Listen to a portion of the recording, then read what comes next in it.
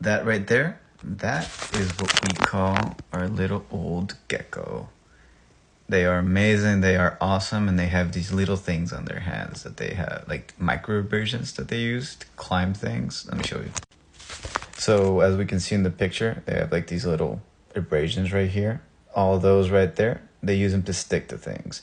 Now, these go way beyond what we can actually see right there. They go way smaller, essentially to like basically nanometers, to the point where they have nearly the same amount of surface area, quote unquote, on their paws that they do on the rest of their body. So what does this mean? It means a couple things. First of all, they can support their full body weight on their paws even when they're climbing up walls. This is just extraordinary, and we very rarely see creatures that have evolved this type of way, like with these specific types of patterns, with like this specific type of coloration on each one, and like it's very unique. It's very unique in the animal world. So yeah, overall, these creatures are pretty amazing. Now, how can we use this knowledge? How can we actually use these creations? How can we use the fact that these creatures evolved like tiny little hairs on their feet or their foot pads so that we can take advantage of this? Well, we physically are not able to manufacture anything that is as precise as what evolution has provided us right here with a gecko.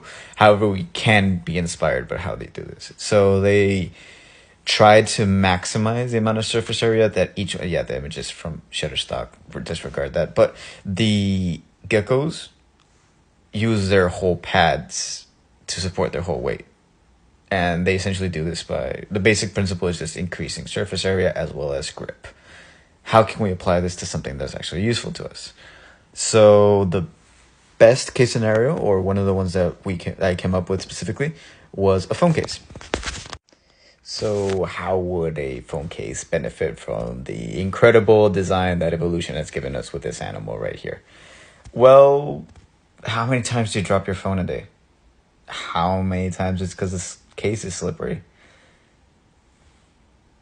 How can we redesign that to make better? I can't like randomly go a bunch of micro abrasive hairs on my paws that can allow me to stick to walls like Spider-Man for no good reason.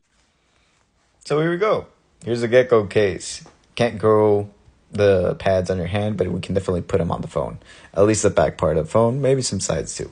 But the idea is that you have more surface area you can grip onto through the back of your phone, and you can also have more confidence, and so it doesn't drop.